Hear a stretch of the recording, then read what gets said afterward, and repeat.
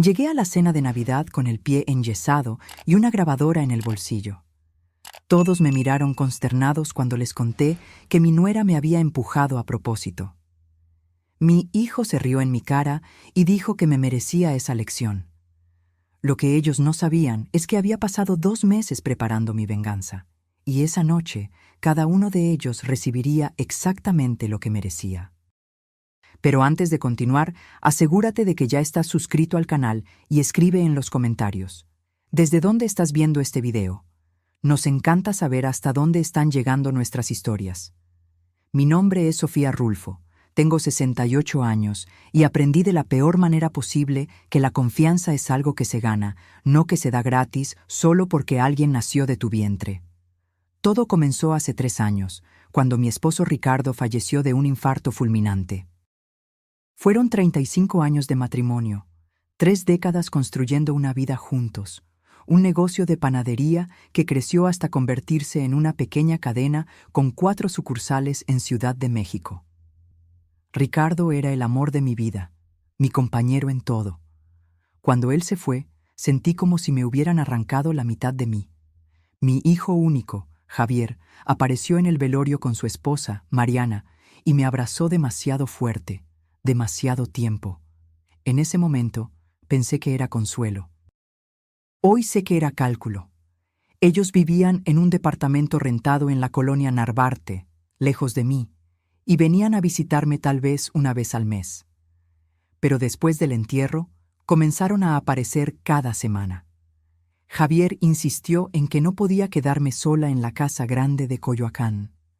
Dijo que estaba preocupado por mi salud mental, por mi seguridad. Mariana estaba de acuerdo con todo, siempre con esa sonrisa dulce que yo aún no había aprendido a leer como falsa. Me resistí al principio, pero la soledad pesaba. La casa que antes estaba llena de vida con Ricardo, ahora resonaba vacía. Entonces cedí. Fue así como, 4 meses después de enviudar, Javier y Mariana se mudaron a mi casa. Trajeron sus cosas poco a poco, ocupando el cuarto de invitados, luego usando la cochera para el auto de ella y eventualmente esparciendo pertenencias por todos los rincones de la casa como si siempre hubiera sido de ellos. Al principio, confieso que fue reconfortante. Tener a alguien en la casa, escuchar voces, sentir movimiento. Javier cocinaba para mí los fines de semana, Mariana me acompañaba al mercado. Parecía que había recuperado parte de la familia que perdí con la muerte de Ricardo. Fui una tonta. La herencia que Ricardo dejó era considerable. Además de la casa, que valía más de $2 millones, estaban las 4 panaderías funcionando bien, generando ganancias mensuales y un ahorro robusto que él había construido a lo largo de los años. En total, el patrimonio rondaba los $4 millones. Javier era mi único heredero, pero mientras yo estuviera viva, todo era mío.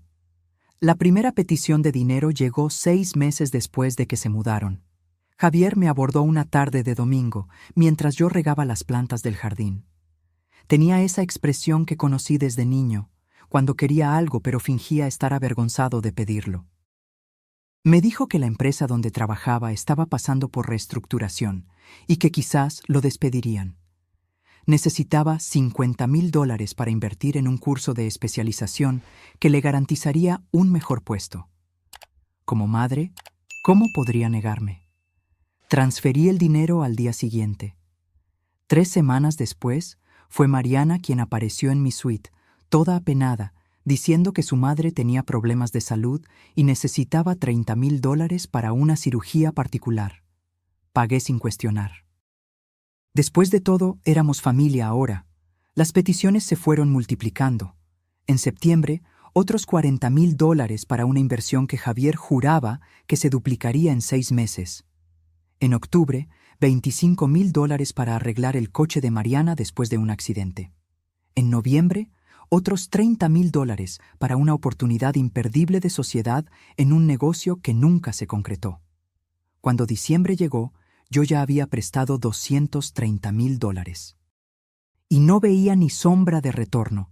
Cada vez que tocaba el tema, Javier desviaba, prometía que pronto lo resolveríamos, o simplemente cambiaba de conversación. Comencé a notar un patrón. Pedían siempre cuando yo estaba sola, siempre con historias que generaban culpa o urgencia. Fue una mañana de domingo que todo cambió.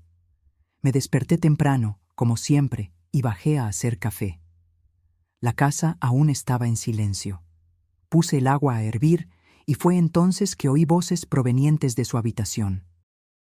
El pasillo amplificaba el sonido de una manera extraña, y logré escuchar cada palabra con una claridad perturbadora. La voz de Mariana sonó primero, demasiado casual para lo que estaba diciendo. Preguntó cuándo me iba a morir. Así, directamente, como si estuviera preguntando qué hora era. Sentí mi cuerpo helarse. Javier soltó una risa nerviosa y le pidió que no hablara así. Pero Mariana continuó, implacable. Dijo que yo tenía 68 años y podía vivir fácilmente otros 20 o 30. Que ellos no podían esperar tanto tiempo, que necesitaban encontrar una manera de acelerar las cosas o al menos garantizar que, cuando yo muriera, todo pasara directamente a ellos sin complicaciones. Mi mano tembló tanto que casi tiró la taza que sostenía. Me quedé allí, paralizada al lado de la estufa, mientras mi hijo y mi nuera discutían mi muerte como si fuera un problema logístico a resolver. Javier murmuró algo sobre que yo era su madre, pero sin convicción real. Mariana replicó sin rodeos. Preguntó cuánto dinero me habían sacado ya. Javier respondió que eran unos 200,000, quizás un poco más. Y Mariana dijo que todavía se podían sacar otros 150,000 antes de que yo sospechara. Después de eso, ella comenzó a hablar sobre el testamento, sobre el poder notarial, sobre la posibilidad de hacerme firmar papeles que garantizaran el control de ellos sobre mis finanzas antes de que yo me volviera senil. Usó esa palabra, senil, como si fuera inevitable, como si fuera cuestión de tiempo. Subí las escaleras de vuelta a mi cuarto con las piernas temblorosas. Cerré la puerta con llave por primera vez desde que ellos se habían mudado. Me senté en la cama que compartí con Ricardo por tantos años y lloré en silencio. No lloré por el dolor físico, sino por el dolor de darme cuenta de que mi único hijo me veía como un obstáculo financiero. Que la mujer que él eligió para casarse era aún peor, fría y calculadora al punto de planear mi muerte con la naturalidad de quien planea vacaciones. Aquella mañana de domingo fue el día en que Sofía Rulfo murió. La mujer ingenua que creía en la familia por encima de todo, que confiaba ciegamente en su hijo, que veía bondad donde solo había avaricia. Ella murió allí, en esa cama vacía, y en su lugar nació otra Sofía. Una que sabía defenderse. Una que no permitiría que nadie más me tratara como idiota.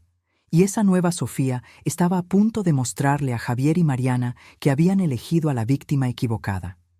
Pasé los días siguientes observando. No los confronté, no dejé entrever que sabía nada. Seguí siendo la Sofía de siempre frente a ellos. La madre amorosa, la suegra atenta, la viuda solitaria que dependía de la compañía de ambos. Pero por dentro, yo estaba armando un rompecabezas. Comencé a prestar atención a detalles que antes pasaban desapercibidos. La forma en que Mariana siempre aparecía en la sala cuando el cartero traía correspondencia del banco. Cómo Javier desviaba la mirada cuando yo mencionaba las panaderías. Los cuchicheos que se detenían abruptamente cuando yo entraba en una habitación. Todo comenzó a tener sentido, un sentido siniestro y doloroso. Decidí que necesitaba entender la extensión del problema. Agendé una reunión con Roberto Montero, el contador que manejaba las finanzas de las panaderías desde los tiempos de Ricardo. Inventé una excusa cualquiera sobre una revisión de fin de año y fui sola a su oficina en el centro de la ciudad. Roberto era un hombre serio, de unos 60 años, que siempre trató nuestros negocios con discreción y eficiencia. Cuando le pedí que revisara todos los movimientos financieros del último año, tanto personales como de las empresas, frunció el ceño, pero no cuestionó. Lo que descubrí en las 3 horas siguientes me dejó con ganas de vomitar. Además de los 230,000 que yo conscientemente había prestado, había retiros regulares de la cuenta de las panaderías que yo no autoricé. Pequeñas cantidades, 2,000 por aquí, 3,000 por allá, siempre los jueves cuando yo tenía clase de yoga y Javier se quedaba a cargo de firmar algunos documentos de la empresa. Roberto señaló la pantalla de la computadora con expresión grave. Explicó que en total, en los últimos 10 meses, habían sido desviados $68,000 de las cuentas comerciales. Siempre con mi firma digital, a la que Javier tenía acceso como apoderado que yo ingenuamente había nombrado para que me ayudara después de la muerte de Ricardo. Sentí la sangre hervir. No era solo el dinero prestado que quizás nunca volvería. Era robo puro y duro, desvío sistemático de cantidades que ellos creían que yo no notaría porque confiaba en ellos para ayudar a gestionar los negocios. Le pedí a Roberto que hiciera 2 cosas inmediatamente: cancelar todo y cualquier poder notarial que Javier tuviera sobre mis cuentas y negocios, y preparar un informe detallado de todas las transacciones sospechosas. Él sugirió que considerara levantar una denuncia, pero le pedí esperar. Yo aún no sabía exactamente cómo iba a lidiar con aquello, pero quería tener toda la información primero. De vuelta a casa, paré en una cafetería y me quedé allí sentada por más de 1 hora, tomando un té que se enfrió sin que lo bebiera. Mi cabeza giraba con planes, con rabia, con tristeza. $298,000. Ese era el total que Javier y Mariana me habían robado, entre préstamos nunca pagados y desvíos de las empresas. Pero el dinero, me di cuenta, no era ni lo peor. Lo peor era la traición. Lo peor era mirar al hijo que crié, que abracé, que enseñé a andar, y saber que él me veía como una fuente de ingresos, que esperaba mi muerte, que se reía de mí a mis espaldas mientras fingía cariño. Cuando llegué a casa esa tarde, estaban en la sala viendo televisión. Mariana me saludó con esa sonrisa falsa de siempre y preguntó si quería cenar algo especial. Javier comentó que me veía cansada, preocupándose como el hijo dedicado que fingía ser. Les dije que estaba bien, solo un poco de dolor de cabeza, y subí a mi cuarto. Pero antes de subir, me giré y los observé a ambos. Realmente observé, quizás por primera vez desde que se mudaron. Vi la forma en que Mariana se acurrucaba en el sofá como si fuera dueña de la casa.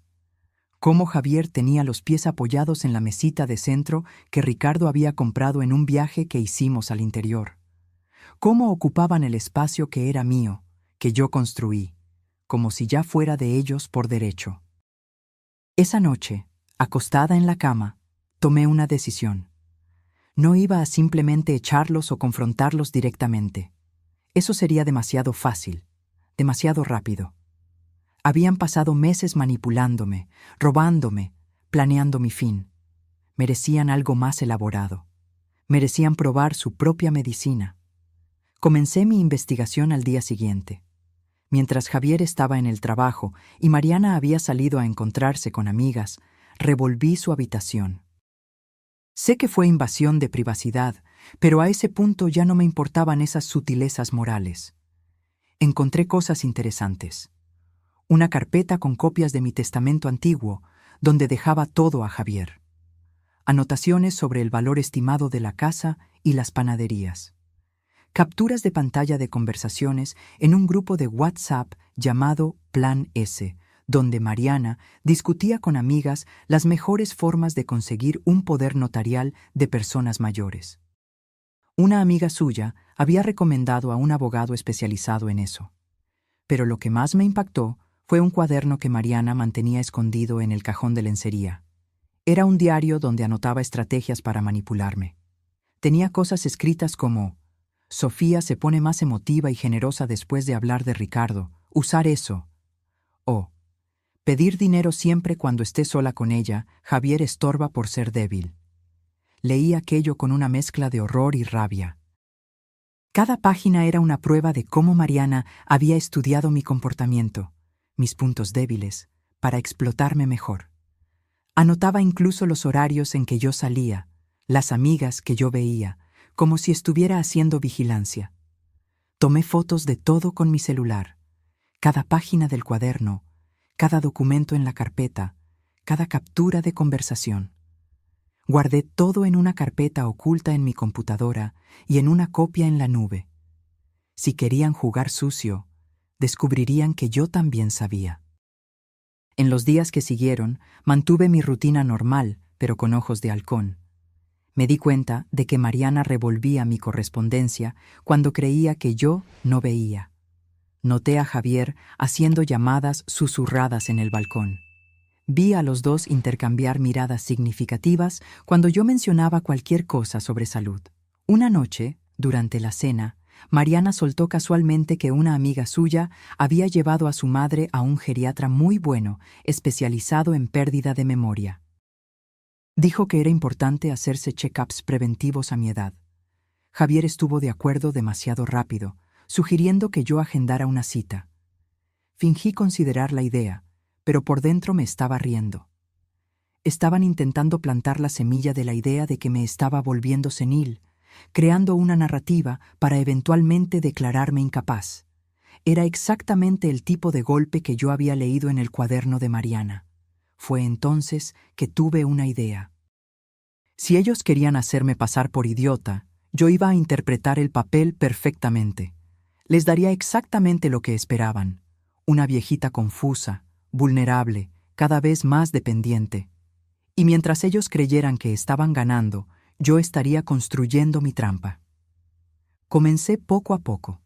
Fingía olvidar pequeñas cosas. Preguntaba lo mismo 2 veces. Dejaba la olla en la estufa más tiempo de lo normal. Nada muy obvio, solo lo suficiente para alimentar su narrativa. Mariana mordió el anzuelo de inmediato. Comenzó a comentar con Javier lo suficientemente alto para que yo oyera sobre mis confusiones. Javier también entró en el juego, sugiriendo que quizás yo necesitaba ayuda para administrar las cuentas de las panaderías porque se estaba volviendo demasiado complicado para mí. Por fuera yo asentía, fingiendo preocupación por mí misma. Por dentro estaba documentando todo. Grabé conversaciones, anoté fechas y horas, guardé pruebas. Cada movimiento de ellos estaba siendo registrado, cada palabra estaba siendo archivada.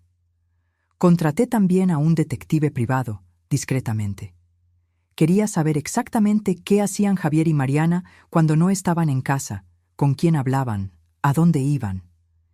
El detective, un ex policía llamado Marcelo, era eficiente y discreto. 2 semanas después, Marcelo me trajo un informe que confirmó mis peores sospechas y reveló cosas que yo ni imaginaba. Marcelo me encontró en una cafetería distante de mi colonia, lejos de cualquier posibilidad de cruzarme con Javier o Mariana. Trajo una carpeta gruesa y una expresión que mezclaba profesionalismo con pena.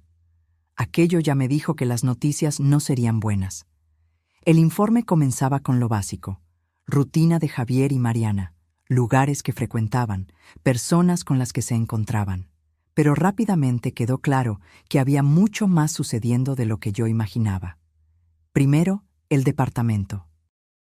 No habían cancelado la renta antigua como dijeron. De hecho, habían renovado el contrato y usaban el lugar regularmente, varias veces por semana. Marcelo tenía fotos de ellos entrando y saliendo, siempre cargando bolsas de compras caras, botellas de vino importado, cajas de restaurantes sofisticados. Básicamente, ellos vivían en mi casa gratis, comían de mi comida, usaban mi estructura, pero mantenían el departamento como un refugio secreto donde se daban un estilo de vida de lujo con el dinero que me robaban. La hipocresía me dejó sin aliento. Pero había más. Marcelo había descubierto que Mariana no trabajaba, al contrario de lo que siempre insinuó. Las salidas para encontrarse con clientes eran en realidad tardes en spas, salones de belleza caros, centros comerciales de lujo. Ella gastaba mi dinero arreglándose como si fuera una señora de sociedad, mientras yo, la verdadera dueña de la fortuna, vivía de forma modesta. El informe también reveló encuentros frecuentes con un hombre llamado Julián Pérez.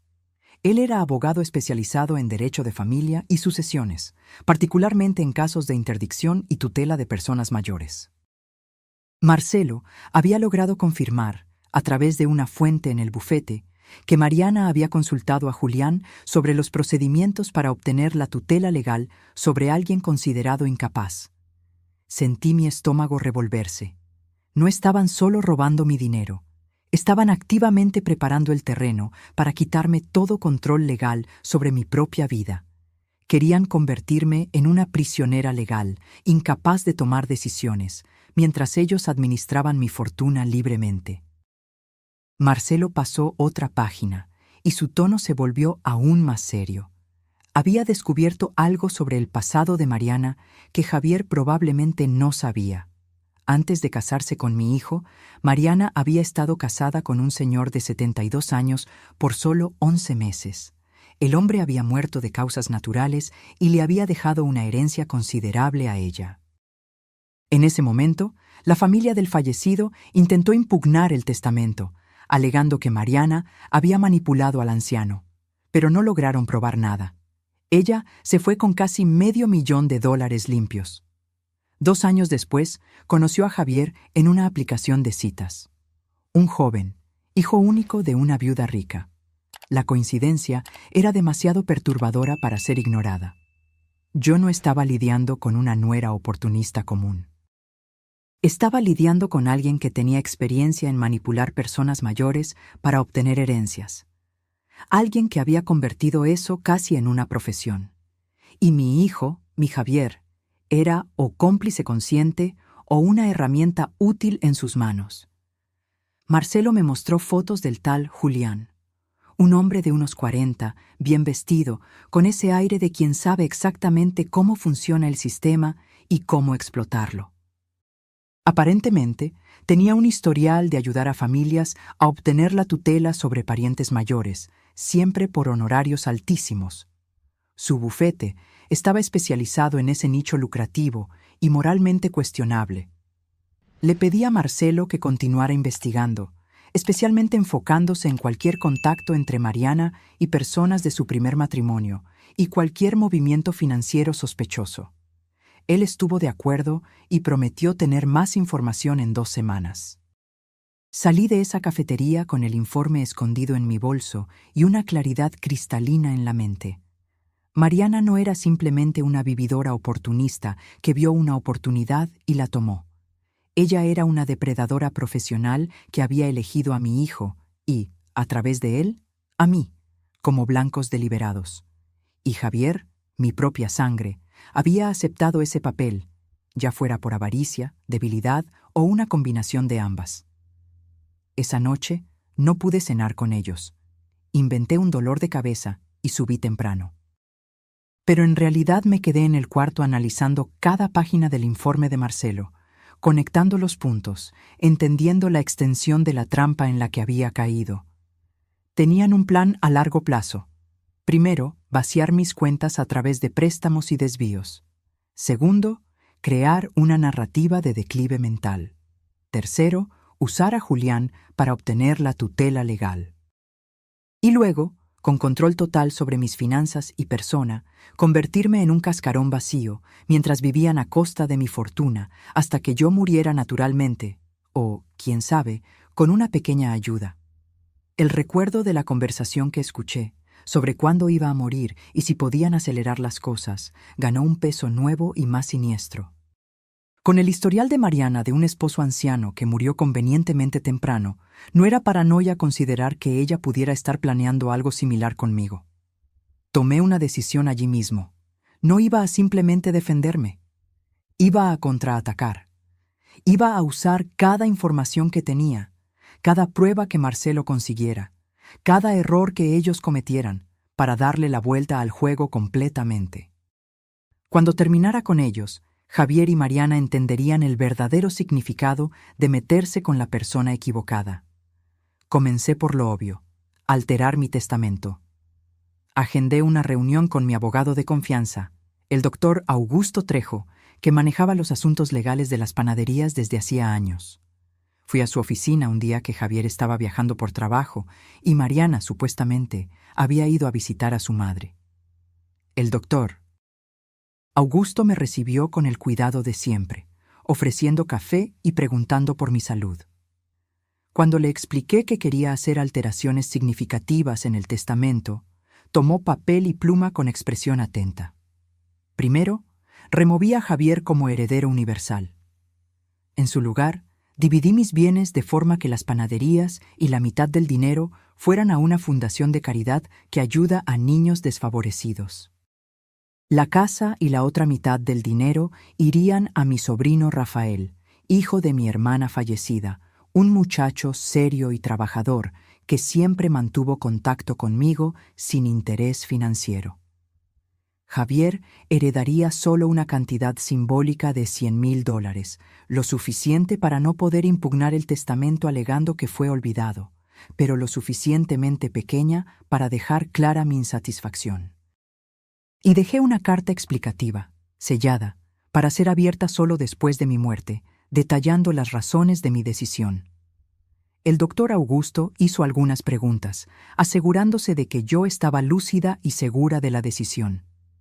Le expliqué superficialmente que había habido problemas de confianza, sin entrar en detalles.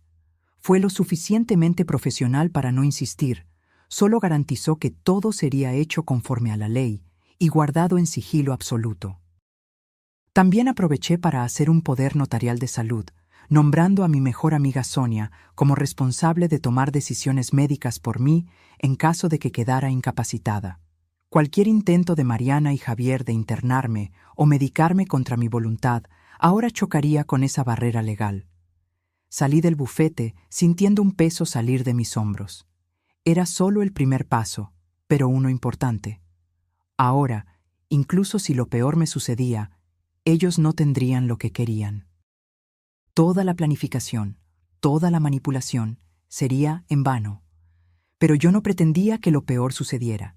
Pretendía estar viva y bien para ver sus caras cuando descubrieran que lo habían perdido todo. Noviembre llegó con ese calor sofocante típico de Ciudad de México. Hacía casi 4 meses desde que había descubierto la verdad sobre Javier y Mariana, y yo había usado cada día de ese tiempo para construir mi caso contra ellos. Marcelo continuaba trayéndome información. Descubrimos que Mariana se encontraba regularmente con Julián, el abogado, siempre en el departamento secreto que mantenían.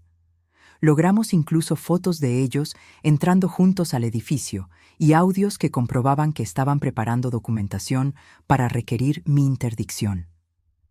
En una de esas grabaciones, escuché a Julián explicándole a Mariana que necesitaban peritajes médicos que comprobaran mi declive mental.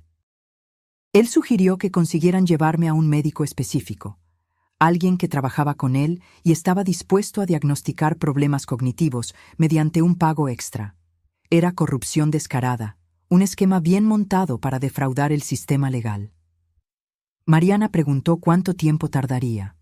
Julián respondió que con los documentos correctos, incluyendo declaraciones de testigos sobre mi comportamiento errático, podrían tener la tutela aprobada en 2 o 3 meses. A partir de ahí, tendrían control total sobre mis finanzas y decisiones personales. La frialdad con que discutían esto, como si fuera un negocio cualquiera, me dio escalofríos. Pero también me dio claridad. No estaba enfrentando a personas con un ápice de conciencia o remordimiento. Estaba enfrentando a criminales, puros y simples. Decidí que era hora de comenzar a apretar el cerco. Pero necesitaba hacerlo estratégicamente, sin mostrar todas mis cartas de una vez. Comencé con pequeñas pruebas. Un jueves, durante la cena, comenté casualmente que estaba pensando en vender una de las panaderías. La que daba menos ganancias, dije, para simplificar mi vida. Javier casi se atraganta con la comida.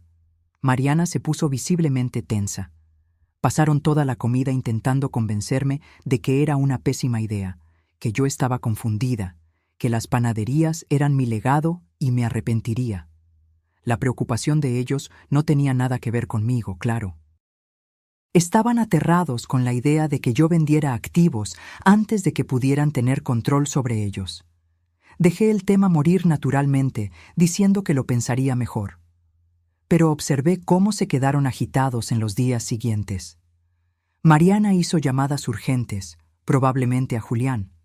Javier comenzó a cuestionarme más sobre mis finanzas, disfrazado de hijo preocupado. 2 semanas después, solté otra bomba. Dije que había agendado una consulta con un abogado para discutir actualizar mi testamento. La reacción de ellos fue aún más intensa. Preguntaron inmediatamente qué abogado, por qué creía que era necesario, si había algo que me estuviera preocupando. Mentí diciendo que era solo una revisión de rutina, que el doctor Augusto lo había sugerido. Ellos insistieron en ir conmigo para apoyarme. Me negué amablemente, diciendo que necesitaba hacerlo sola, que era importante para mí mantener alguna independencia en mis decisiones. Esa noche, después de que fingí ir a dormir, me senté en la esquina oscura del pasillo y escuché la discusión de ellos en el cuarto. Estaban en pánico. Mariana decía que necesitaban acelerar el proceso de interdicción, que yo estaba comenzando a hacer cosas que podrían comprometer el plan. Javier estaba de acuerdo, pero parecía indeciso, preocupado si conseguirían pruebas suficientes. Mariana entonces sugirió algo que me heló hasta los huesos. Dijo que quizás necesitaban crear algunas evidencias, hacerme parecer más confusa de lo que realmente estaba. Javier preguntó cómo. Ella respondió que había formas. Medicamentos mezclados en la comida podrían causar confusión mental temporal. Pequeños accidentes podrían crear la impresión de que yo estaba perdiendo capacidades físicas y mentales. Escuché aquello y sentí, por primera vez, miedo real. No estaban solo planeando robarme. Estaban dispuestos a drogarme, a lastimarme, a deliberadamente destruir mi salud para alcanzar sus objetivos. Volví a mi cuarto con las piernas temblorosas y por primera vez en meses lloré de verdad. Lloré por la pérdida del hijo que creí tener. Lloré por mi ingenuidad al confiar en ellos. Pero principalmente lloré de rabia, una rabia profunda y fría que se instaló en mi pecho y no salió más. Al día siguiente, llamé a Marcelo y le conté sobre la conversación. Se puso serio y dijo que necesitábamos involucrar a la policía, que aquello había pasado del punto de simple fraude financiera a planeación de agresión. Pero le pedí que esperara. Yo tenía un plan mejor. Si Mariana quería hacerme parecer confusa, yo le daría exactamente eso. Pero de una forma controlada, documentada, que al final se volvería contra ella. Comencé a interpretar el papel de la viejita que pierde la cabeza, pero de forma exagerada, casi teatral. Fingía olvidar dónde había puesto cosas, pero luego las encontraba frente a ellos en lugares obvios. Preguntaba lo mismo 2 veces seguidas, pero siempre sobre asuntos sin importancia. Dejaba luces encendidas, puertas abiertas, ollas vacías en la estufa. Nada peligroso, pero todo muy visible. Y lo más importante, documentaba todo.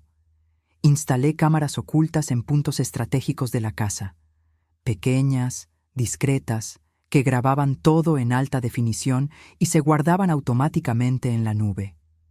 Cada movimiento de ellos, cada conversación, cada mirada conspiratoria estaba siendo registrada. Mariana mordió el anzuelo con voracidad. Comenzó a invitar a amigas a casa, siempre cuando yo estaba cerca haciendo algo confuso. Ellas presenciaban mis olvidos, mi desorganización, y Mariana narraba todo con esa voz de preocupación falsa. Yo sabía que estaba construyendo su red de testigos. Lo que ella no sabía es que mis cámaras captaban las conversaciones después de que yo salía. Captaban a Mariana diciéndoles a sus amigas que yo estaba peor de lo que parecía, que ya no podía cuidar de mí misma, que pronto necesitarían tomar medidas legales.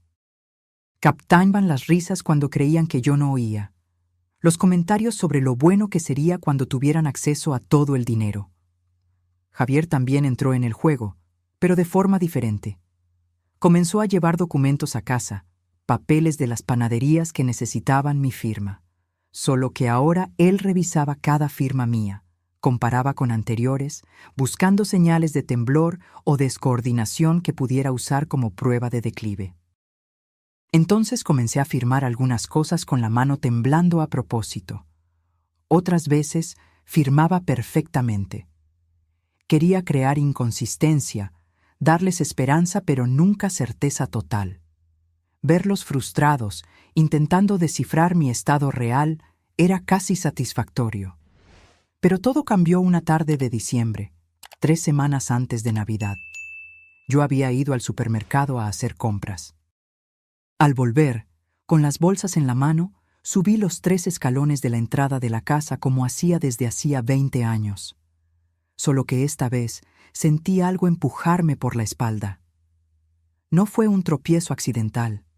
Fue un empujón deliberado, fuerte, con las 2 manos extendidas en mi espalda. Perdí completamente el equilibrio, las bolsas volaron y caí de lado en la escalera de concreto. El dolor fue inmediato y atroz. Sentí algo tronar en mi pie derecho en el momento del impacto. Grité, más de shock que de dolor, e intenté voltearme para ver quién me había empujado. Era Mariana. Estaba allí, parada en lo alto de la escalera, con una expresión que no era de susto o preocupación. Era de satisfacción fría. Nuestros ojos se encontraron por un segundo, y en ese segundo vi todo. Lo había hecho a propósito. Me había empujado deliberadamente, calculando que la caída me lastimaría. Antes de que pudiera decir cualquier cosa, oí pasos rápidos. Javier apareció viniendo de dentro de la casa. Me miró caída, miró a Mariana, y entonces hizo algo que rompió el último pedazo de mi corazón que aún guardaba esperanza por él. Él se rió. No fue una risa nerviosa de sorpresa. Fue una risa genuina, de aprobación, casi de orgullo. Y entonces dijo, con una voz que yo nunca había oído salir de la boca de mi hijo, algo que quedaría grabado en mi memoria para siempre. Fue para darte una lección, como te mereces. Me quedé allí, tirada en la escalera, con el pie palpitando de dolor, mirando al hombre que yo di a luz, cargué por 9 meses, crié con todo el amor que tenía y escuché que me decía que merecía ser agredida, que merecía ser lastimada, que aquello era una lección. Mariana bajó los escalones tranquilamente, recogió las bolsas que se habían caído y entró en la casa como si nada hubiera pasado. Javier se quedó allí un segundo más, la sonrisa aún en su rostro, antes de seguir a su esposa. Me dejaron allí. No llamaron ayuda, no ofrecieron apoyo, no demostraron un ápice de remordimiento. Simplemente me abandonaron en la entrada de la casa, con el pie roto, como si yo fuera basura desechable. Fueron los vecinos quienes me encontraron. Doña Marta, que vive 3 casas más adelante, estaba volviendo de la farmacia y me vio. Gritó pidiendo ayuda, llamó a su esposo, y juntos me ayudaron a entrar en su coche para llevarme al hospital. En el camino, con el dolor pulsando en mi pierna y lágrimas escurriendo silenciosas por mi rostro, hice una elección. Aquello había sido el último error de ellos, el error que transformaría todo mi dolor, toda mi rabia, toda mi planificación, en acción concreta. Habían cruzado la línea de la manipulación psicológica a la violencia física, y eso lo cambiaba todo. En la sala de urgencias, mientras esperaba atención, llamé a Marcelo. Le expliqué lo que había pasado. Se quedó en silencio por un momento. Luego preguntó si yo tenía certeza absoluta de que había sido a propósito. Respondí que tenía certeza, que Mariana me había empujado a propósito y Javier lo había aprobado, diciendo que era una lección que yo merecía. Marcelo entonces dijo algo que me sorprendió. Preguntó si había cámaras en la entrada de la casa, y fue ahí que recordé. La cámara externa que yo había instalado semanas atrás, escondida en la lámpara del balcón, apuntada exactamente a la escalera. Si estaba funcionando, había grabado todo. El empujón, la caída, la reacción de ellos, las palabras de Javier. Todo. Le pedí a Marcelo que fuera a mi casa, con alguna excusa cualquiera, y discretamente verificara si la cámara había capturado el incidente. Dijo que iría inmediatamente. 2 horas después, sentada en una silla de ruedas con el pie derecho enyesado hasta la rodilla, recibí un mensaje de Marcelo.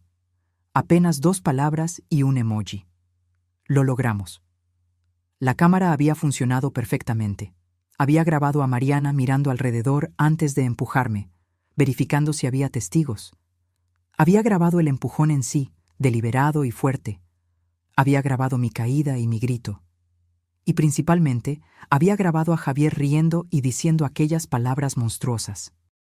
Era prueba irrefutable de agresión física intencional, y yo pretendía usar cada segundo de esa grabación para destruir completamente sus planes. Los médicos dijeron que mi pie se había fracturado en 2 lugares. Necesitaría cirugía para colocar pernos, seguida de meses de fisioterapia. Me quedé internada esa noche para la cirugía a la mañana siguiente. Javier y Mariana aparecieron en el hospital 2 horas después. Mariana traía flores y una expresión de preocupación que habría ganado un Oscar si fuera actriz. Javier sostenía mi mano y hablaba sobre lo preocupado que estaba, cómo se habían desesperado cuando los vecinos contaron sobre mi caída, como si me hubiera tropezado sola. Los dejé actuar. Dejé que Mariana me acariciara el cabello y dijera que cuidaría de mí durante la recuperación. Dejé que Javier prometiera que no se separaría de mi lado. Y por dentro planeaba cada detalle de lo que vendría a continuación, porque en 2 días sería Navidad, y esa sería una cena de Navidad que ninguno de nosotros jamás olvidaría. La cirugía en mi pie fue exitosa, pero dolorosa. Colocaron 2 pernos de titanio y me dijeron que necesitaría usar el yeso por lo menos 6 semanas, seguido de fisioterapia intensa. Me dieron de alta la tarde del 23 de diciembre, víspera de Navidad. Mariana hizo cuestión de recogerme en el hospital, trayendo una silla de ruedas que habían alquilado y actuando como la nuera dedicada que jamás fue. De camino a casa, ella hablaba sin parar sobre cómo había preparado mi cuarto, cómo había comprado almohadas especiales para elevar mi pierna, cómo iba a cuidar de cada detalle de mi recuperación. Yo apenas asentía, dejando que el dolor de los medicamentos me diera una excusa para quedarme callada. Pero observaba todo. La forma en que ella conducía demasiado rápido en las curvas, haciendo que mi pie golpeara el tablero y doliera más. Las miradas que lanzaba por el espejo retrovisor, no de preocupación, sino de cálculo. Estaba midiendo mi fragilidad, mi dependencia, viendo hasta dónde podía empujarme ahora que yo estaba literalmente lastimada. Cuando llegamos a casa, Javier estaba esperando en la puerta. Me ayudó a salir del coche y sentarme en la silla de ruedas con gestos cuidadosos, pero sus ojos estaban vacíos.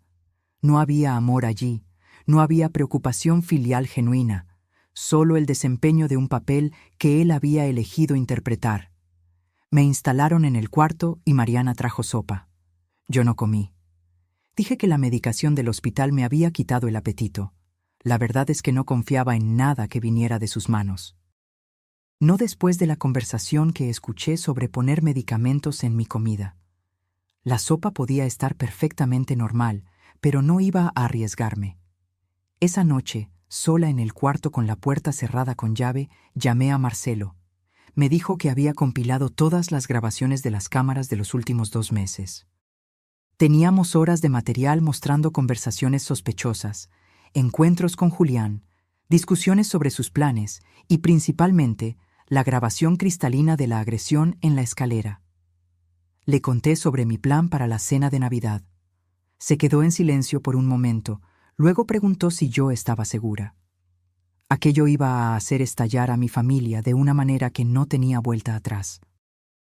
Le respondí que mi familia había explotado en el momento en que mi hijo se rió de mi dolor y dijo que yo merecía ser lastimada. Lo que yo iba a hacer en Navidad era solo hacerlo oficial. Marcelo accedió a ayudar. Dijo que iba a coordinar con la policía, que necesitaríamos oficiales presentes en el momento justo. También se puso en contacto con el doctor Augusto, mi abogado, y con Roberto, el contador. Todos debían estar al tanto de lo que estaba por venir. El día 24, víspera de Navidad, la casa estaba extrañamente tensa. Mariana había decorado todo excesivamente, como si la cantidad de adornos pudiera crear la ilusión de una familia feliz. Javier había comprado un pavo caro y vinos importados. Estaban planeando una celebración grande, y yo sabía por qué. Pensaban que habían ganado, que con mi pie roto, dependiente de ellos físicamente, más frágil y vulnerable que nunca, finalmente me tenían donde querían. La agresión no había sido solo violencia gratuita, había sido estratégica, volverme inválida, dependiente, más fácil de controlar. Lo que ellos no sabían es que solo habían acelerado su propia destrucción. En la mañana de Navidad, Mariana entró en mi cuarto toda animada. Dijo que habían preparado un almuerzo especial, que hasta habían invitado a algunas personas. Le pregunté quiénes. Ella listó los nombres, algunas amigas suyas, aquellas mismas que venían a testificar mis supuestos momentos de confusión, y sorprendentemente, Julián, el abogado. Sentí un escalofrío. Iban a usar la Navidad, con testigos presentes, para crear otro episodio de mi supuesta incapacidad. Probablemente planeaban alguna escena donde yo pareciera confusa o incapaz, justo enfrente del abogado que prepararía los papeles de interdicción. Le dije a Mariana que me sentía lo suficientemente bien para participar en el almuerzo. Ella pareció demasiado satisfecha con eso. Me ayudó a arreglarme, escogió una ropa para mí como si yo fuera una niña y me llevó a la sala en la silla de ruedas. La mesa estaba puesta de forma exagerada. Mucha comida, mucha decoración, mucho de todo. Las amigas de Mariana ya estaban allí, todas saludándome con esa piedad falsa que las personas demuestran cuando creen que estás perdiendo la cabeza. Julián llegó poco después, un hombre de traje caro y sonrisa profesional. Javier hizo las presentaciones. Presentó a Julián como un amigo abogado que estaba ayudando con algunas cuestiones legales de la familia. Julián me estrechó la mano con firmeza medida y me dijo que había oído mucho sobre mí. Apuesto que sí. El almuerzo comenzó con el nerviosismo típico de una celebración forzada. Mariana servía la comida, Javier abría el vino, las amigas charlaban sobre nimiedades. Y yo observaba, esperando. No tardaron en comenzar. Mariana, casualmente, mencionó que yo me había quedado confundida esa mañana, intentando salir del cuarto sin la silla de ruedas. Una de las amigas comentó lo difícil que debía ser para mí aceptar mis limitaciones. Otra estuvo de acuerdo, diciendo que su abuela había pasado por la misma fase de negación cuando comenzó a perder capacidades. Julián escuchaba todo con atención profesional, haciendo preguntas sutiles sobre mi rutina, mi memoria, mi habilidad para tomar decisiones. Era un interrogatorio disfrazado de conversación casual, y todos en la mesa lo sabían, excepto, aparentemente, yo. Fue cuando decidí comenzar mi propia performance. Fingí confusión sobre dónde estaba, pregunté si ya era hora del almuerzo de Pascua. Mariana intercambió miradas significativas con Julián. Una de las amigas suspiró con pena. Javier me corrigió amablemente, diciendo que era Navidad, no Pascua. Fingí sorpresa, luego vergüenza. Dije que el pie me dolía y que la medicación me dejaba mareada. Julián anotó algo discretamente en un cuadernito. Continué así durante toda la comida. Momentos de claridad intercalados con confusión aparente. Nada muy exagerado, solo lo suficiente para alimentar la narrativa que ellos querían construir. Y cada segundo estaba siendo grabado por las cámaras que ellos no sabían que existían. Después del almuerzo, cuando todos estaban en la sala tomando café, fingiendo celebrar, llegó mi momento. Miré el reloj. Eran exactamente las 3 de la tarde, la hora que había acordado con Marcelo. Me levanté de la silla de ruedas con dificultad, apoyándome en la muleta que los médicos me habían dado. Todos pararon de hablar y me miraron. Mariana se levantó rápidamente, viniendo en mi dirección con esa máscara de preocupación. Fue cuando sonó el timbre. El silencio en la sala fue absoluto. Javier y Mariana se miraron, confusos. No esperaban a nadie más. Me ofrecía a atender, pero Mariana dijo que iría ella, que yo debía sentarme. Solo sonreí y dije que iría yo misma. Después de todo, era mi casa. Caminé lentamente hasta la puerta, apoyada en la muleta, sintiendo todas las miradas en mi espalda. Abrí la puerta con calma. Del otro lado, estaban 2 policías uniformados, Marcelo y el doctor Augusto, mi abogado. Me giré hacia la sala, donde todos estaban congelados, procesando la escena. Y entonces dije, con una voz más firme y clara de lo que había usado en meses: «Oficiales, por favor pasen, tengo una denuncia que presentar». El silencio que siguió fue denso, pesado, como si el aire hubiera sido succionado de la sala. Vi el rostro de Mariana perder todo color. Sus ojos se abrieron de par en par cuando los policías entraron. Javier se quedó de pie, la boca abierta, incapaz de formular palabras. Las amigas de Mariana se miraron confusas. Julián, el abogado, inmediatamente adoptó una postura defensiva, cerrando su cuadernito y cruzando los brazos. El comandante que lideraba la operación, el comandante Silva, un hombre de unos 50 años, con una presencia que imponía respeto, entró en la sala examinando a cada persona presente. Detrás de él, Marcelo cargaba una laptop y el doctor Augusto traía una carpeta gruesa con documentos. Pedí permiso y volví a mi silla de ruedas, no porque lo necesitara, sino porque el drama visual del momento valía cada segundo. Una señora de 68 años, con el pie enyesado, víctima visible de violencia, denunciando a sus propios familiares en el día de Navidad.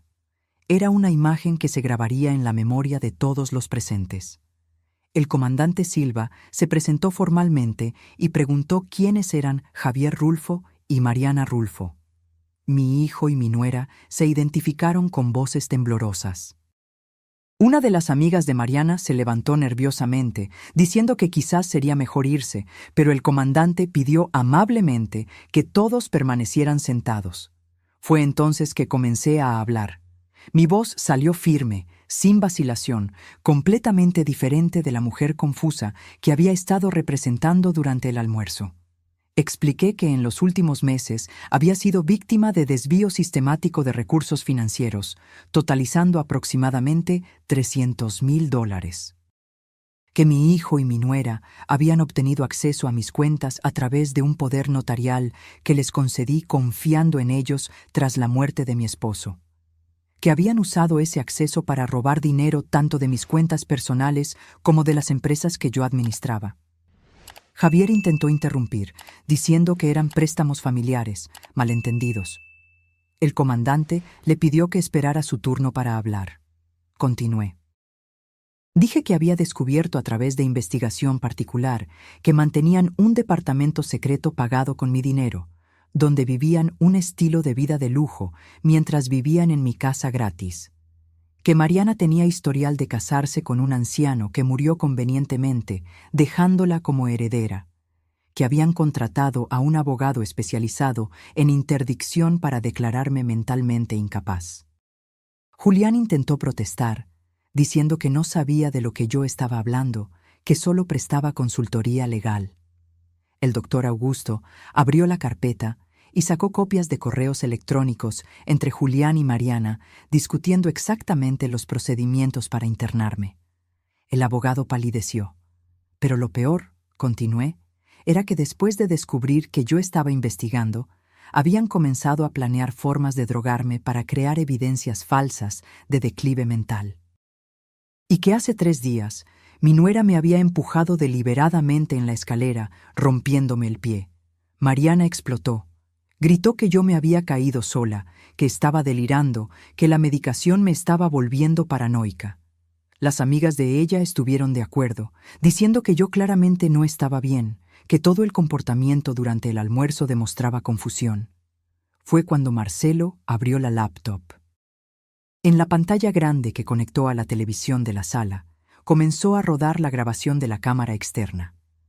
Todos pudieron ver, en alta definición, a Mariana mirando alrededor, verificando si alguien la observaba. Después, con movimientos deliberados y claros, poniendo las 2 manos en mi espalda y empujándome con fuerza. La sala entera pudo ver mi caída, escuchar mi grito de dolor.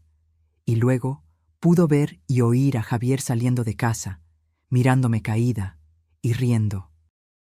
Su voz salió clara de los altavoces. «Fue para darte una lección, como te mereces». El silencio que siguió Fue absoluto. Una de las amigas de Mariana se llevó la mano a la boca, horrorizada. Otra comenzó a llorar bajito. Julián se apartó discretamente de Mariana, como si la proximidad física pudiera contaminarlo. Mariana miró la pantalla, me miró a mí, miró a los policías, procesando el hecho de que había sido grabada. Javier estaba blanco como el papel, mirando sus propias manos como si no reconociera al hombre que se había reído de la caída de su propia madre. Pero Marcelo no había terminado. Comenzó a rodar otras grabaciones. Conversaciones entre Javier y Mariana sobre acelerar mi muerte. Discusiones sobre poner medicamentos en mi comida. El audio de la consulta con Julián sobre los procedimientos de interdicción. Las visitas al departamento secreto. Cada video, cada audio, era un martillazo en la defensa que intentarían construir. No había forma de negar, no había forma de justificar. Estaba todo allí, registrado, fechado, autenticado. Cuando los videos terminaron, el comandante Silva se dirigió a Javier y Mariana.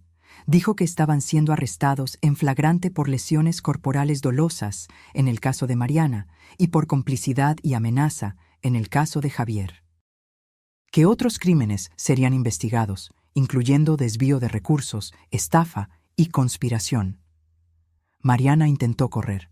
Literalmente intentó correr por la puerta de la cocina, pero uno de los policías la interceptó con facilidad. Comenzó a gritar, diciendo que yo había planeado todo, que había falsificado las evidencias, que estaba intentando robarles la herencia que era de ellos por derecho. La ironía de sus palabras no pasó desapercibida para nadie en la sala. Javier, por otro lado, se desplomó. Se sentó en el suelo, la espalda contra la pared, y comenzó a llorar. No eran lágrimas de remordimiento, me di cuenta. Eran lágrimas de autocompasión, de un hombre que había tirado todo por avaricia y había perdido. Los policías los esposaron. Mariana seguía gritando, luchando contra las esposas, profiriendo amenazas e insultos. Javier solo lloraba en silencio, el rostro escondido entre las manos. Antes de llevárselos, el comandante Silva me preguntó si quería decir algo. Miré a mi hijo, aquel hombre que yo cargué, crié, amé incondicionalmente por 28 años. Aquel hombre que se rió cuando me vio caída, lastimada, sangrando. Y dije solo una cosa. Ya no eres mi hijo, no a partir del momento en que decidiste que yo valía más muerta que viva. Javier me miró, los ojos rojos de tanto llorar, e intentó hablar. Intentó decir que lo lamentaba, que había sido influenciado, que nunca quiso que llegara a ese punto. Pero levanté la mano, silenciándolo. No había nada que él pudiera decir que cambiara lo que había hecho. No había excusa. No había justificación, no había perdón posible para alguien que planea la muerte de su propia madre. Los policías se los llevaron. Mariana seguía gritando en el pasillo, su voz resonando por la casa hasta que la puerta de la patrulla se cerró. Javier se fue en silencio, la cabeza baja, derrotado. Las amigas de Mariana salieron apresuradamente, murmurando disculpas, probablemente ya imaginando cómo explicarían a otras personas que habían presenciado un arresto en el almuerzo de Navidad. Julián intentó salir discretamente, pero el doctor Augusto lo interceptó, diciendo que la barra de abogados sería notificada sobre su participación en esquema de fraude. Cuando finalmente todos se fueron y la casa se quedó en silencio, me encontré sola en la sala de estar, rodeada por los restos del almuerzo de Navidad que nunca llegó a ser celebración. El pavo frío en la mesa, los vinos a medio terminar, los platos de postre que nadie tocó. Marcelo se quedó conmigo. Se sentó a mi lado y preguntó si yo estaba bien. Respondí honestamente, no lo sabía. Parte de mí sentía un alivio inmenso. La amenaza había sido neutralizada, mi seguridad estaba garantizada, se haría justicia, pero otra parte de mí, la parte que aún era madre a pesar de todo, dolía de una forma que ningún hueso roto podría compararse. Porque incluso sabiendo que Javier no me amaba, incluso teniendo pruebas de su traición, todavía era difícil aceptar que había perdido a mi hijo. no a la muerte, sino a algo mucho peor, a la avaricia que lo transformó en un extraño cruel. El doctor. Augusto volvió una hora después con papeles para que yo firmara. Documentos formalizando la denuncia penal, autorizaciones para proseguir con la investigación completa y confirmación de que el Nuevo Testamento estaba guardado y protegido. Firmé todo con mano firme, sin vacilación. Esa noche, por primera vez en meses, dormí profundamente. No porque estuviera feliz, sino porque estaba segura. El monstruo que vivía en mi propia casa había sido removido. La amenaza a mi vida había terminado. Mañana comenzaría el proceso legal, las audiencias, los testimonios. Sería largo, sería doloroso, sería público. Pero yo estaba lista, porque Sofía Rulfo ya no era la viuda ingenua y confiada que había sido. Era una sobreviviente, y las sobrevivientes no se rinden. Los días que siguieron a la Navidad fueron un torbellino de actividad legal y atención mediática que yo no esperaba. La historia de una madre siendo agredida y robada por su propio hijo y nuera llamó la atención de periódicos locales, luego de portales de noticias más grandes. Reporteros acamparon frente a mi casa, pidiendo entrevistas, queriendo detalles. Marcelo me aconsejó que no hablara con la prensa hasta que el proceso legal estuviera más avanzado. El doctor Augusto estuvo de acuerdo, diciendo que cualquier declaración pública podría ser usada por la defensa de Javier y Mariana. Entonces me mantuve en silencio, lo que solo aumentó la curiosidad pública. Lo que descubrimos en las semanas siguientes, conforme la policía profundizó la investigación, fue mucho más allá de lo que yo imaginaba. Mariana no solo tuvo un esposo anterior que murió convenientemente, tuvo dos. El primero, que nadie sabía por qué ella usaba nombre de soltera diferente en la época, había sido un empresario de 65 años que murió de ataque al corazón solo 6 meses después de la boda. Ella heredó un departamento y cerca de $200,000. El segundo esposo, aquel que yo ya sabía, el señor de 72 años, había dejado aún más. Sumados, Mariana había heredado más de $1 millón de 2 esposos ancianos que murieron en circunstancias que, aunque oficialmente naturales, eran estadísticamente muy convenientes. La policía reabrió ambos casos para investigación. Exhumaron cuerpos, revisaron peritajes médicos, entrevistaron a familiares. Y comenzaron a encontrar patrones. En ambos casos, los hombres habían sido saludables hasta que conocieron a Mariana. Después del matrimonio, rápidamente desarrollaron problemas cardíacos, hipertensión descontrolada, episodios de confusión que resultaban en caídas y accidentes. Un toxicólogo fue llamado para revisar los peritajes antiguos. Él señaló que los síntomas eran consistentes con envenenamiento gradual por ciertos medicamentos que, en pequeñas dosis regulares, causarían exactamente los problemas que los esposos de Mariana desarrollaron. Eran sustancias difíciles de detectar en autopsias de rutina, especialmente cuando los médicos ya esperaban encontrar problemas cardíacos debido a la edad. Cuando me contaron esto, sentí un escalofrío en la espalda, porque me di cuenta de cuán cerca había estado de ser la tercera víctima. Si no hubiera descubierto el plan a tiempo, si no hubiera parado de comer la comida que Mariana preparaba, quizás ahora mi obituario estaría en los periódicos como muerte natural por complicaciones de salud. Javier también estaba siendo investigado más profundamente. Descubrieron que tenía deudas de juego que me ocultó. Casi $100,000 debidos a prestamistas, contraídos incluso antes de conocer a Mariana. Cuando Mariana entró en su vida con dinero de herencias, debió parecer la solución perfecta. Y cuando el dinero de ella se acabó, yo me convertí en el siguiente objetivo. La Fiscalía construyó un caso sólido. Acusación de lesiones corporales graves para Mariana, estafa para ambos, asociación delictuosa, y para Julián, el abogado, participación en esquema de fraude. Las penas, si eran condenados, podrían llegar a 15 años para Mariana y 10 para Javier. Agendaron la audiencia preliminar para febrero. El doctor Augusto me preparó extensivamente. Dijo que yo sería llamada a testificar, que la defensa intentaría desacreditarme, pintándome como una madre vengativa y controladora que inventó acusaciones por no aceptar que su hijo había crecido y formado su propia familia. Cuando llegó el día, yo estaba nerviosa pero preparada. El juzgado estaba lleno. Parte de la familia de Mariana, que creía en su inocencia, ocupaba la mitad de las sillas. La otra mitad estaba llena de curiosos y periodistas. Entré apoyada en muletas, mi pie aún enyesado sirviendo como recordatorio visual de la violencia que sufrí. Javier y Mariana ya estaban allí, sentados con sus abogados. Javier me miró cuando entré, y por primera vez vi algo parecido a vergüenza real en sus ojos. Mariana, por otro lado, me miró fijamente con odio puro. Ya no había más máscaras, no había más la nuera dulce y atenta. Era solo rabia desnuda y cruda. El juez, el doctor. Enrique Campos, un hombre de unos 60 años con reputación de severidad, abrió la sesión. Pidió que la fiscalía presentara el caso.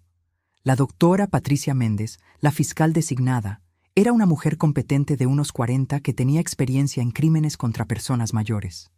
Ella presentó el caso meticulosamente. Mostró las evidencias financieras, los desvíos, los préstamos nunca pagados, el departamento secreto. Presentó los audios de las conversaciones sobre acelerar mi muerte, sobre drogarme, sobre obtener tutela fraudulenta.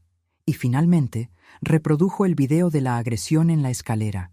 La sala entera asistió en silencio mientras la grabación mostraba a Mariana empujándome y a Javier riendo, diciendo que era una lección que yo merecía. Vi a algunas personas en la audiencia mover la cabeza en reprobación. Una mujer mayor, que descubrí después ser tía de Mariana, comenzó a llorar bajito. Cuando llegó mi turno de testificar, caminé hasta el estrado con dificultad. El juez ofreció que me quedara sentada durante todo el testimonio, dada mi condición física. Acepté con gratitud. La doctora Patricia me hizo preguntas directas. ¿Cuándo descubrí los desvíos? ¿Cómo me sentí al oír a mi hijo y mi nuera planeando mi muerte? ¿Qué pasó en la escalera el día 22 de diciembre? Respondí a todo con calma, sin dramatización, solo relatando los hechos. Expliqué que había confiado en ellos completamente, que le había dado un poder notarial a mi hijo después de la muerte de mi esposo, porque creía que él me ayudaría, que nunca imaginé que esa confianza sería usada para robarme sistemáticamente. Conté sobre la mañana que escuché la conversación, sobre la frialdad con que discutían cuánto tiempo yo aún viviría, sobre el miedo que sentí cuando me di cuenta de que no estaba segura en mi propia casa. Y finalmente, sobre el empujón, sobre el dolor físico y emocional de ser agredida deliberadamente por mi nuera mientras mi hijo lo aprobaba. Cuando terminé, había lágrimas corriendo por mi rostro. No eran planeadas, no eran performance. Era dolor real, luto real por la familia que creí tener y que descubrí que era una ilusión.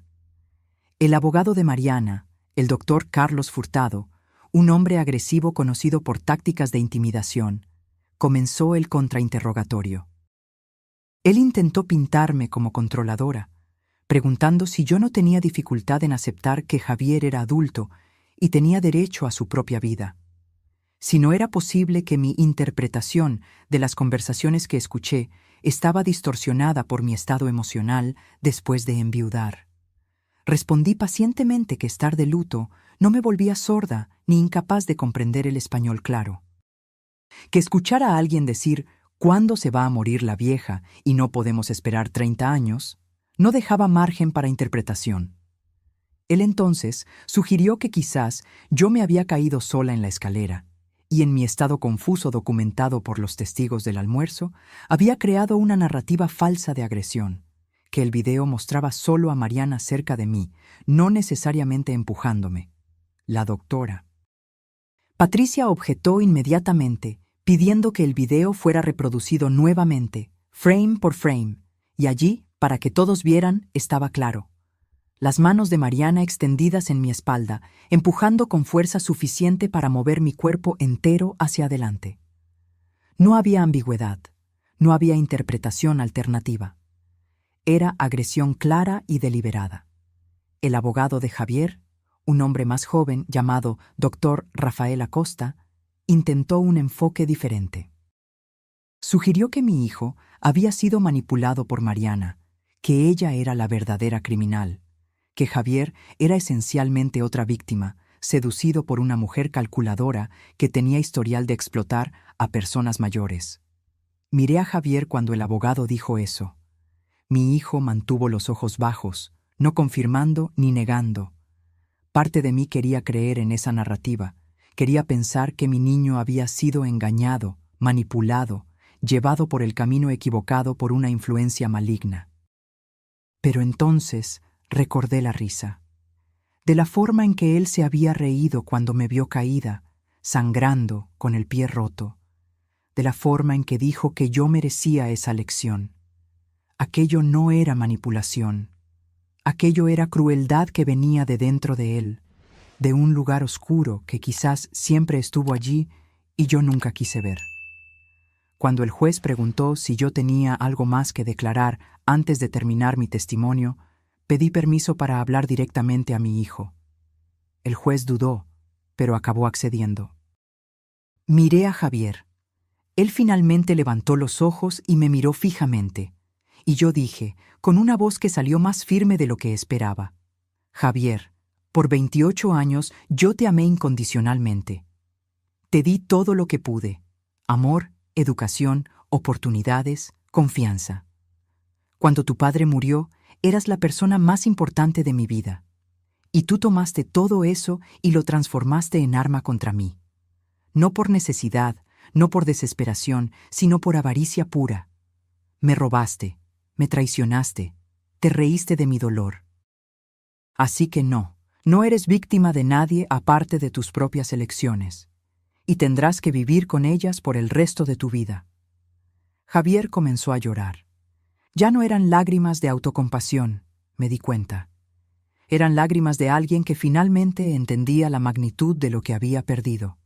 No el dinero, no la herencia, sino algo mucho más precioso: el amor de su propia madre. El juez terminó mi participación y llamó a otros testigos. Roberto, mi contador, confirmó los desvíos financieros con documentación detallada. Marcelo presentó el resultado completo de su investigación. Hasta vecinos fueron llamados para testificar sobre cambios en mi comportamiento, confirmando que yo siempre fui lúcida y capaz, desmintiendo la narrativa de declive mental que Mariana y Javier intentaron construir. El toxicólogo que revisó los casos de los esposos anteriores de Mariana también testificó, presentando análisis que sugerían fuertemente envenenamiento gradual. La defensa intentó desacreditar sus conclusiones, pero las evidencias eran técnicas, científicas, difíciles de refutar. La audiencia duró 3 días completos. Al final, el juez determinó que había causa suficiente para juicio completo. Negó fianza para Mariana, citando peligro de fuga y riesgo para testigos, especialmente yo. Para Javier, concedió una fianza alta, $500,000, que él no tenía cómo pagar. Ambos permanecerían presos hasta el juicio. Cuando salí del juzgado ese último día, periodistas me rodearon. Esta vez, Marcelo y el doctor Augusto estuvieron de acuerdo en que yo podía hablar. No mucho, solo una declaración breve. Miré a las cámaras y dije: confié en las personas equivocadas porque eran mi familia. Pagué caro por esa confianza, pero no voy a dejar que lo que me pasó a mí le pase a otros. Si alguien está pasando por algo parecido, oyendo conversaciones extrañas, notando desaparición de dinero, sintiéndose manipulado por su propia familia, no ignoren las señales. Busquen ayuda, porque familia no es quien comparte tu sangre, familia es quien respeta tu vida. La declaración fue reproducida en varios noticieros. Recibí cientos de mensajes de personas contando historias parecidas, agradeciendo por tener el coraje de hablar. Algunas me llamaron inspiración. Yo no me sentía inspiradora. Me sentía cansada, lastimada, pero también determinada a ver aquello hasta el final. El juicio fue agendado para mayo, 4 meses después. Mientras tanto, mi vida comenzó lentamente a reconstruirse. El yeso salió, comencé fisioterapia, recuperé la movilidad. Volví a administrar las panaderías personalmente. Me reconecté con amigos que había descuidado. Comencé a vivir de nuevo. La casa, que había sido invadida por la presencia tóxica de Javier y Mariana, volvió a ser mía. Redecoré el cuarto que ellos usaban, transformándolo en una oficina. Saqué todo lo que me recordaba a ellos, cada foto, cada objeto. Era doloroso, pero necesario. Mi hermana menor, Clara, que vivía en Guadalajara, vino a pasar una semana conmigo. Me abrazó fuerte cuando llegó y dijo que lamentaba no haber notado lo que estaba sucediendo. Le expliqué que yo misma no me había dado cuenta por mucho tiempo, que los manipuladores son hábiles en esconder sus verdaderas intenciones. Pasamos esa semana conversando, recordando nuestra infancia, nuestra familia, los padres que ya habían partido. Clara me recordó a la mujer fuerte que yo siempre fui, antes de que el luto y la soledad me volvieran vulnerable. Dijo que aquella Sofía estaba volviendo, y ella estaba en lo cierto. Cuando mayo finalmente llegó, yo estaba lista. Lista para enfrentar a Javier y Mariana en el tribunal, lista para contar mi historia completa, lista para ver que se hiciera justicia. El juicio sería largo, quizás semanas, pero yo no huiría, no me rendiría. Porque esto no era solo sobre mí, era sobre todas las personas mayores que son explotadas, abusadas, manipuladas por aquellos que deberían protegerlas. Era sobre probar que ser mayor no significa ser débil, y que Sofía Rulfo no era una víctima, era una sobreviviente. El juicio comenzó un lunes lluvioso de mayo. El juzgado estaba aún más lleno que en la audiencia preliminar. El caso había ganado notoriedad nacional, volviéndose ejemplo de cómo las familias podían volverse peligrosas cuando el dinero estaba de por medio. Mariana entró en la sala con un look completamente diferente. Cabello recogido, sin maquillaje, ropa simple. Era claramente una estrategia de la defensa para hacerla parecer menos amenazadora, más vulnerable. Pero sus ojos, cuando se cruzaron con los míos, aún ardían con ese odio helado. Javier estaba más delgado, pálido, con ojeras profundas. Los meses en prisión le habían pasado factura. No me miró cuando entró, manteniendo los ojos fijos en el suelo. No sé si era vergüenza o cobardía, quizás ambas. La doctora Patricia, la fiscal, abrió con un resumen devastador del caso. Presentó la cronología completa, desde la muerte de mi esposo, pasando por los desvíos financieros, las conversaciones grabadas, hasta culminar en la agresión física.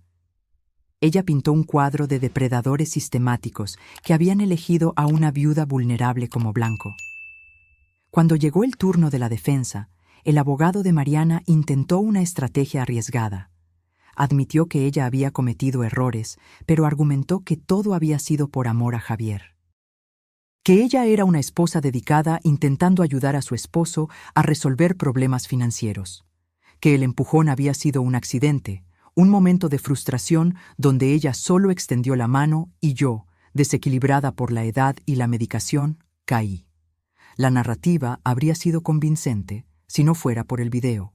La doctora Patricia lo reprodujo nuevamente, esta vez con análisis de un especialista en lenguaje corporal que señaló cada detalle. Mariana verificando si había testigos, posicionándose estratégicamente detrás de mí, el movimiento deliberado de los brazos, la fuerza aplicada. No había ambigüedad. Era agresión premeditada. El abogado de Javier, por otro lado, mantuvo la línea de que él era víctima de manipulación. Presentó testigos que hablaron sobre cómo era Javier antes de conocer a Mariana, un joven trabajador, buen hijo, sin historial criminal. Sugirieron que Mariana, con experiencia en manipular personas mayores, había seducido y corrompido a un joven vulnerable con deudas de juego. Era parcialmente cierto. Javier tenía deudas antes de conocer a Mariana, pero eso no explicaba la risa, no explicaba las palabras crueles, no explicaba la complicidad activa en cada etapa del plan. Él no era marioneta. Era cómplice consciente.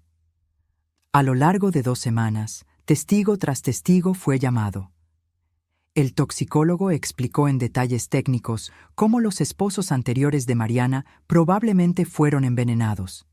Familiares de esos hombres testificaron sobre cambios súbitos de comportamiento después de los matrimonios, sobre Mariana aislando a los esposos de parientes, sobre muertes convenientes que resultaron en herencias sustanciales.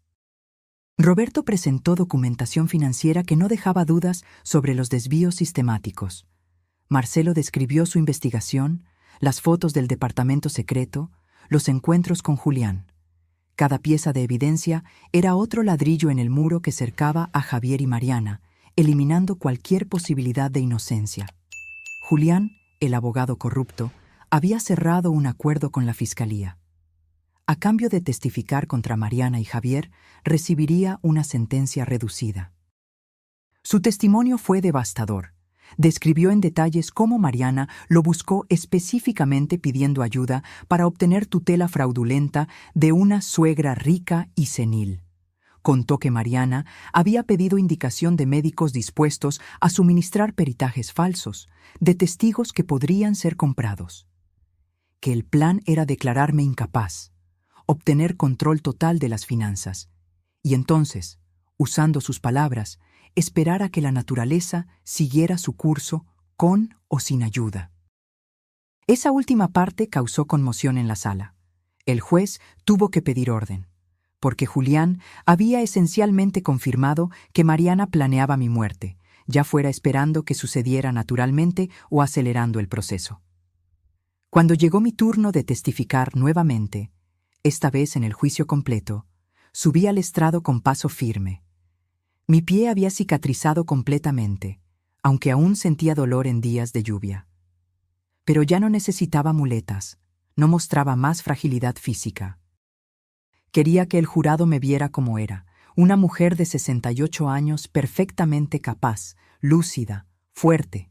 La doctora Patricia me guió nuevamente por la historia completa.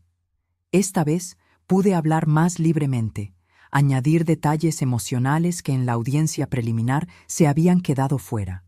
Hablé sobre cómo fue escuchar por primera vez a mi hijo y mi nuera discutiendo mi muerte, cómo aquello rompió algo dentro de mí que nunca sería completamente reparado. Hablé sobre el miedo a comer la comida que Mariana preparaba, sobre dormir con la puerta cerrada con llave en mi propia casa, sobre vivir en constante estado de alerta, sobre cómo cada sonrisa de ellos, cada palabra de cariño, era como una puñalada porque yo sabía que era falso. Y hablé sobre la escalera, sobre el segundo antes del empujón, cuando nuestros ojos se encontraron y vi en las pupilas de Mariana no rabia repentina, sino intención fría y calculada. Sobre el dolor físico del hueso rompiéndose, sí, pero principalmente sobre el dolor emocional de entender que mi propio hijo, mi sangre, había aprobado esa violencia contra mí. Cuando terminé, había jurados que lloraban discretamente. Algunos evitaban mirar a Javier y Mariana como si la presencia de ellos fuera contaminante. El contrainterrogatorio fue brutal. Los abogados de defensa intentaron desestabilizarme, sugiriendo que yo era una madre controladora que no aceptaba perder poder sobre su hijo adulto, que estaba usando mis recursos financieros como arma de manipulación, que había interpretado mal conversaciones inocentes a través del filtro de una viuda paranoica y solitaria. Respondí a cada ataque con calma. Presenté hechos, no emociones, números bancarios, no sentimientos heridos, grabaciones claras, no interpretaciones subjetivas. Era imposible desacreditar evidencias tan sólidas, pero ellos lo intentaron. En cierto momento, el abogado de Mariana cometió un error. Preguntó si yo no creía que estaba siendo dramática, que una simple caída en la escalera no justificaba destruir la vida de 2 personas jóvenes con prisión. Lo miré y respondí: ¿una simple caída? Mi pie fue fracturado en 2 lugares, necesité cirugía con pernos de metal, estuve semanas incapacitada. Y usted escuchó el video. La agresión no fue la caída. Fue el empujón deliberado que causó la caída. Y las palabras de mi hijo diciendo que yo merecía aquello. Nada de eso es simple, nada de eso es accidental. Fue violencia premeditada contra una mujer de 68 años por personas que deberían protegerme. El jurado me miraba con expresiones que mezclaban pena y rabia. Pena por mí, rabia por Javier y Mariana. Era exactamente la reacción que la verdad merecía provocar. El juicio se extendió por 3 semanas. Más testigos, más evidencias, más argumentaciones. La defensa trajo psicólogos intentando explicar cómo personas buenas podían hacer cosas malas bajo presión financiera. La fiscalía trajo especialistas en crímenes contra personas mayores mostrando patrones de comportamiento que Javier y Mariana siguieron casi como un manual. Finalmente, llegó el día de las alegaciones finales. La doctora Patricia hizo un discurso poderoso sobre cómo la sociedad falla en proteger a los mayores, sobre cómo la confianza familiar es frecuentemente usada como arma, sobre cómo la justicia necesita ser hecha no solo por mí, sino para enviar un mensaje claro de que ese tipo de crimen no será tolerado. Los abogados de defensa hicieron sus últimos esfuerzos, pidiendo clemencia, hablando sobre juventud y segundas oportunidades, sobre cómo una prisión larga sería desproporcionada al crimen. Pero sus voces sonaban débiles contra el peso de las evidencias. El jurado se retiró para deliberación un viernes por la tarde. Dijeron que podría llevar días. Volví a casa, exhausta emocionalmente, y esperé. Clara había vuelto y se quedó conmigo, haciéndome compañía, distrayéndome con conversaciones sobre cualquier cosa que no fuera el juicio. El veredicto llegó el lunes por la mañana. El juzgado me llamó diciendo que el jurado había llegado a una decisión. Mi corazón se aceleró.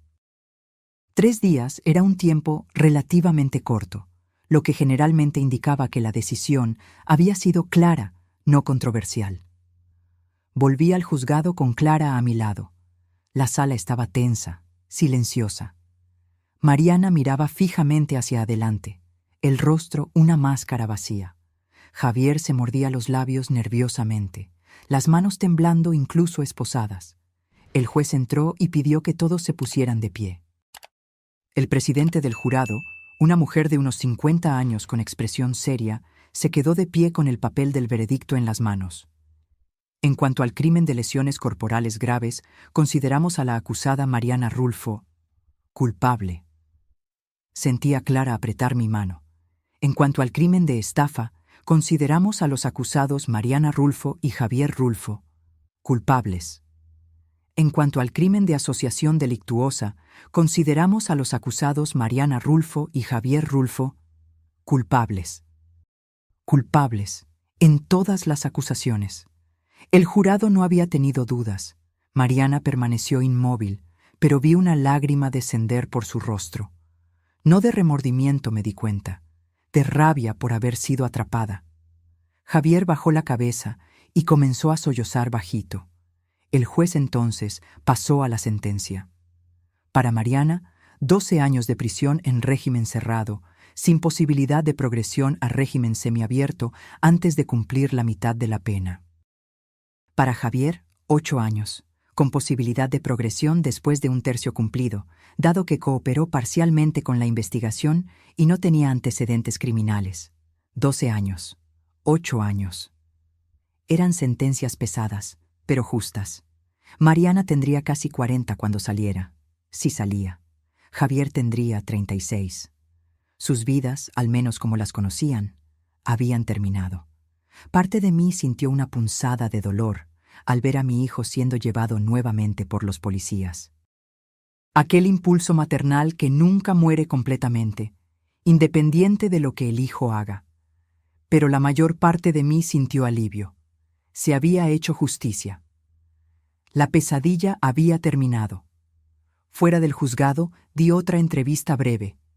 Agradecí al sistema judicial por escucharme, por tomar el caso en serio, por entender que los crímenes contra personas mayores son tan graves como cualquier otro. Dije que esperaba que mi historia animara a otros en la misma situación a no tener miedo de denunciar, incluso cuando los abusadores son familia. Hoy, 1 año y medio después de aquella Navidad que lo cambió todo, estoy sentada en el balcón de mi casa tomando el desayuno. El sol está cálido, típico de diciembre en Ciudad de México, y puedo oír el movimiento de la calle comenzando el día. Las panaderías están prosperando bajo mi administración renovada.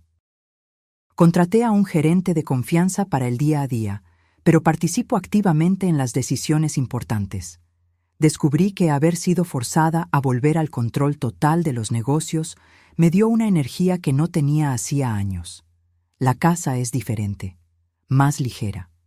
Redecoré casi todo, trayendo colores más alegres, muebles nuevos, plantas que dejo que Clara cuide cuando viajo.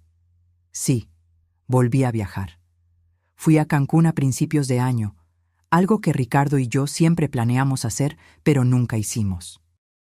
Fue agridulce hacerlo sola, pero también liberador. Hice nuevos amigos a través de un grupo de apoyo para personas que sufrieron abuso financiero y emocional por familiares. Es sorprendente y triste cuántas historias parecidas existen. Hijos que ven a los padres como bancos vivos, nueras y yernos que planean herencias antes de la muerte, nietos que manipulan a abuelos vulnerables. Me convertí en una especie de mentora en el grupo, ayudando a otros a reconocer las señales, a protegerse legal y financieramente. El testamento que hice permanece válido. Rafael, mi sobrino, será el principal beneficiario cuando yo parta, junto con la Fundación para Niños Desfavorecidos. Javier aún recibirá los $100,000 simbólicos. No por generosidad, sino para que quede claro legalmente que no fue olvidado, solo conscientemente excluido de la mayor parte de la herencia. No visité a Javier en prisión. Me escribió 3 veces, cartas largas, pidiendo perdón, explicando cómo se perdió, cómo Mariana lo manipuló, pero que él aún era responsable por sus propias elecciones. No respondí a las 2 primeras. La tercera la recibí la semana pasada, y aún está en la mesa de la sala, sin abrir. Parte de mí quiere leerla, quiere saber lo que tiene que decir después de 1 año reflexionando sobre sus acciones. Otra parte de mí no le ve sentido. Las palabras no cambiarán lo que pasó. No devolverán el tiempo perdido, la confianza rota, el dolor que llevo. Quizás un día abra la carta. Quizás un día, cuando él salga de prisión, podamos tener algún tipo de relación distante, civilizada. No como madre e hijo. Eso murió en el momento que él se rió de mi caída. Pero quizás como 2 personas que comparten historia y están intentando seguir adelante. Pero no hoy. Hoy todavía está muy reciente, muy doloroso. Hoy prefiero enfocarme en lo que construí, en las amistades que cultivé, en la vida que recuperé. Mariana, según el doctor Augusto que mantiene contacto con la fiscalía, está teniendo dificultades en prisión. Aparentemente su capacidad de manipular personas no funciona tan bien cuando todos alrededor son criminales que reconocen a otros criminales. Siento una satisfacción pequeña y quizás mezquina con eso. Las investigaciones sobre los esposos anteriores de ella continúan. Hay posibilidades reales de que se presenten acusaciones de homicidio formalmente. Si eso sucede, ella nunca saldrá de prisión. Será donde debería estar, lejos de personas vulnerables que podría explotar. A veces, tarde en la noche, aún tengo pesadillas.